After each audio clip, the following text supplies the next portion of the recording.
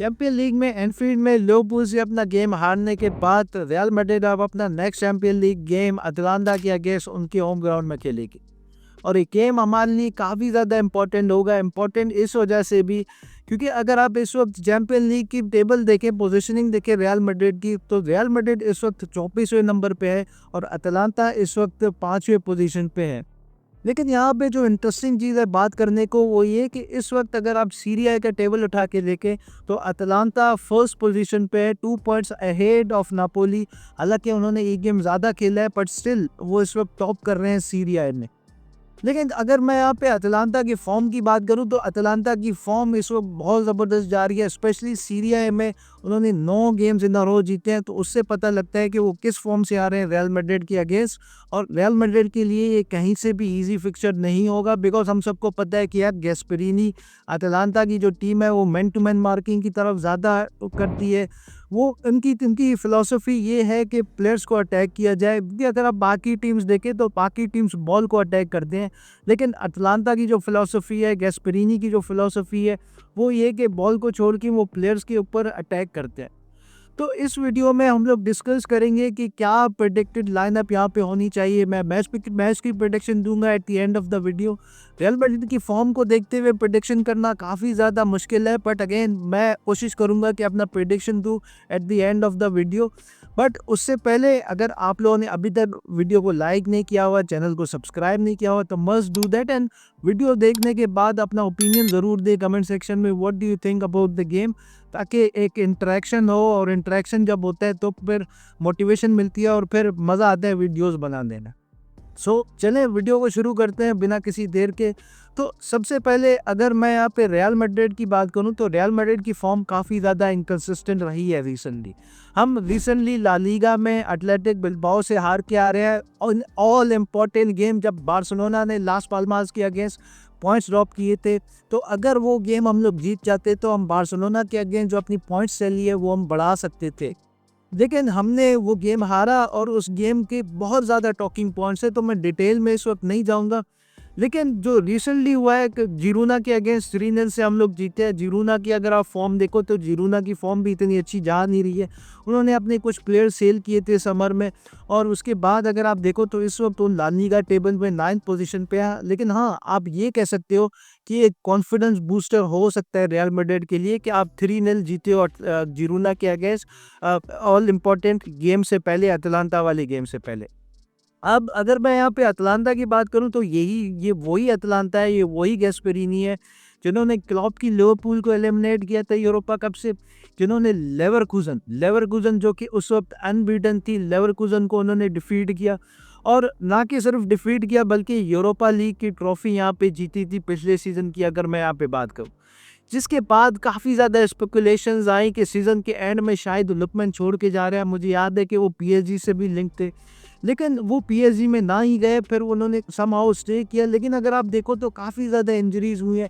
इसका माका इंजर्ड हुए, एसीएल की वजह से वो बाहर हुए। इसका विलोनी जो है, जो कि सेंटर बैक है, जो कि इंजरी की वजह से बाहर हुए, एसीएल की वजह से आई थिंक वो वापस आ चुके हैं अब अटलांटा के लिए, जिसमें काफ़ी ज़्यादा टॉप क्लब्स भी इंटरेस्टेड थी। अब अगर मैं यहाँ पे टीम न्यूज़ की बात करूँ, रियल मैड्रिड की जो टीम न्यूज़ जो सबसे पहले न्यूज़ आ जाती है वो आ जाती है फर्लैंड मेंडी की। फर्लैंड मेंडी 2 से 3 हफ्तों के लिए स्क्वाड से बाहर हो चुके हैं। रियल मैड्रिड की ऑफिशियल कंफर्मेशन आ चुकी है। अब ये रियल मैड्रिड के लिए ब्लेसिंग इन डिस्गाइज भी हो सकती है, क्योंकि अगर आप फर्लैंड मेंडी की परफॉर्मेंस देखें तो काफ़ी ज़्यादा इनकंसिस्टेंट रहे हैं। उनकी मैन मार्किंग इतनी अच्छी नहीं दें, अगर आप देखें तो उनकी पोजीशनिंग इतनी अच्छी नहीं है, वो बॉल गिव अवे कर देते हैं। तो ब्लेसिंग इन डिस्गाइज हो सकती है, but on the other hand आपके पास कोई डेप्थ भी नहीं है, तो आपको फेरन गार्सिया को स्टार्ट करवाना ही करवाना है। मुझे लगता है कि फेरन गार्सिया ने इस सीज़न काफ़ी ज़्यादा इंप्रूव किया है, लेकिन अगर आप बिल्बाओ वाला गेम देखें तो फेरन गार्सिया भी काफ़ी ज़्यादा मिस्टेक्स कर रहे थे। उन्होंने बहुत डेंजरस जगहों पे बॉल गिव अवे की थी बिल्बाओ को, जहाँ पे वो हमें पनिश कर सकते थे। अब एक और जो यहाँ पे न्यूज़ आ जाती है वो आ जाती है रॉड्रिगो। आज के दिन से पहले तो हमें यही पता था कि रॉड्रिगो अटलांटा के अगेंस्ट नहीं खेलेंगे, लेकिन आज रॉड्रिगो ट्रेनिंग सेशन में वापस आ चुके हैं। आई डोंट नो कि वो कितना फिट है अटलांटा वाले गेम के लिए। आई थिंक अगर वो 100% नहीं है तो आपको रश नहीं करना चाहिए, क्योंकि हमारा जो इंजरीज का जो ट्रैक रिकॉर्ड है, स्पेशली इस 2 सीज़न की अगर मैं बात करूँ, तो आई थिंक आपको रिस्क नहीं लेना चाहिए रॉड्रिगो जैसे प्लेयर का। अगर वो 100% है तो of course we all know कि कितना ज़्यादा इंपॉर्टेंट फिगर है रॉड्रिगो रियल मैड्रिड की टीम में। उसके बाद विनीशियस जूनियर भी आज ट्रेनिंग सेशन में वापस आ चुके हैं, होपफुली वो खेलेंगे। उससे पहले रिपोर्ट्स आ रही थी कि वो अटलांटा वाली गेम में खेलेंगे। सो होपफुली अगर विनीशियस वापस आ जाते हैं तो it will be a great news.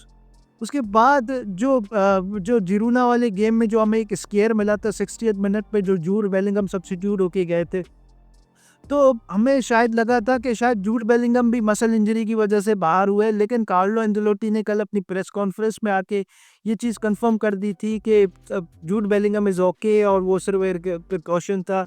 तो जूड बेलिंगम अटलांटा के अगेंस्ट खेलेंगे। So it's a great news, क्योंकि जूड बेलिंगम हमारे लिए, टीम के लिए कितना ज़्यादा इंपॉर्टेंट फिगर है, मेरा नहीं ख्याल कि मुझे एक्सप्लेन करना चाहिए।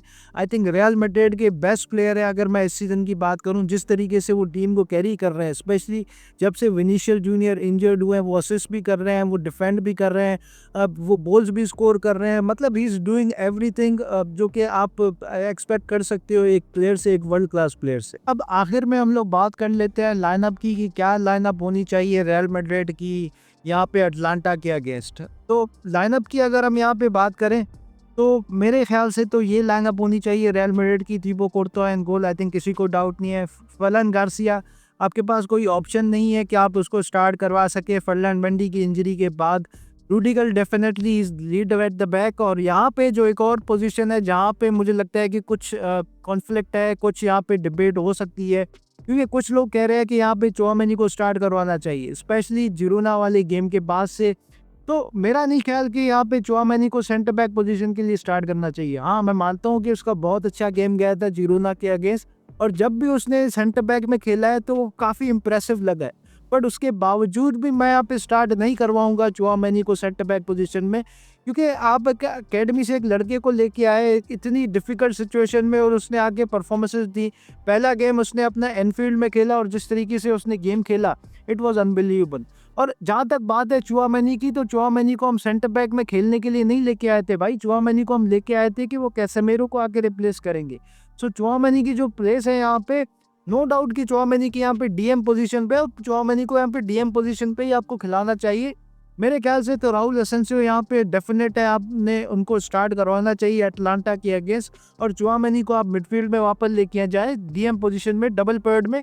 सिंगल पैड में वो अच्छा नहीं खेलते, लेकिन अगर डबल पैड में आप उसको खिलाओगे फेडे वेलवर्डे के साथ, तो I think he will do well. तो डबल पैड में मैं उनको फेडे वेलवर्डे के साथ रख रहा हूँ। आई होप कि कार्लो एंजेलोटी भी एसेंसियो के ऊपर ट्रस्ट करे। अब मिडफील्ड की अगर हम यहाँ पे बात करें तो of course Jude Bellingham, I think no doubt Jude Bellingham is Real Madrid best player this season अब तक। अगर मैं यहाँ पे बात करूँ, जिस तरीके से वो रियल मैड्रिड को कैरी कर रहा है, स्पेशली विनीशियस की इंजरी के बाद, वो अटैक भी कर रहा है, वो डिफेंड भी कर रहा है, वो बॉक्स में रन्स भी ले रहा है। अगर आप देखो तो मतलब वो डिफेंड भी कर रहा है, सारी चीज़ें जूड बेलिंगम कर रहा है। मुझे लगता था कि यहाँ पे एम्बापे के आने के बाद उनका जो अटैकिंग थ्रेड है वो कम हो जाएगा, लेकिन अब वो डबल शिफ्ट पे काम कर रहे हैं। वो डिफेंड भी कर रहे हैं, वो अटैक भी कर रहे हैं, late runs in the box भी ले रहे हैं। तो उससे आपको क्वालिटी दिखती है जूड बेलिंगम की, एंड वी ऑल नो कि कितना ज़्यादा क्वालिटी है जूड बेलिंगम में। तो इस पर किसी को दोहराए नहीं है कि जूड बेलिंगम यहाँ पे डेफिनेट है कि वो स्टार्ट करेंगे।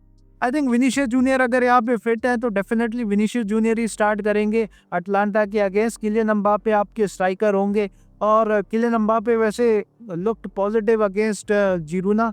सो रन्स ले रहे थे, जो कि हम बात कर रहे हैं कि वो नहीं लेते थे। तो hopefully he will do well against Atlanta.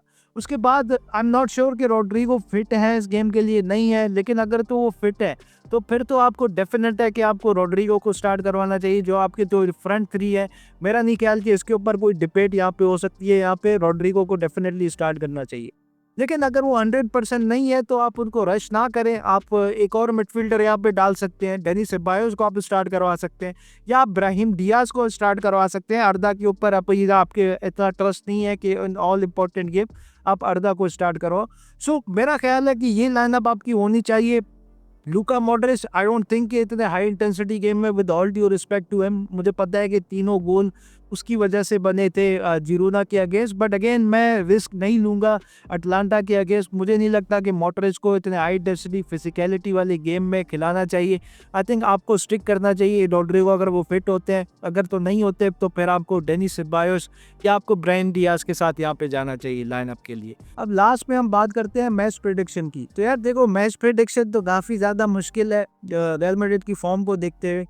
लेकिन मैं रियल मैड्रिड को सपोर्ट करता हूं, तो मैं चाहता हूं कि अटलांटा के अगेंस्ट रियल मैड्रिड जीते। मुझे लगता है कि नैरो विन से रियल मैड्रिड यहां पे जीतेगी।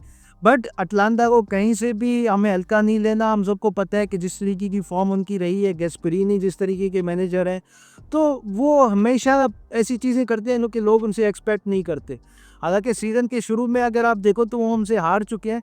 बट अगेन सीज़न का स्टार्ट और अभी अगर आप दिसंबर की बात करें तो काफ़ी ज़्यादा डिफरेंस है। उन्होंने फॉर्म पकड़ ली है, उनको पता है कि हम कौन से प्लेयर्स हैं, उनको किस तरीके से यूज़ करना है। कॉम्बिनेशन उनकी बन चुकी है। सीरिया ए में वो इस वक्त फर्स्ट प्लेस पे है, 9 गेम्स कंटिन्यूसली वो जीत चुके हैं सीरिया ए में।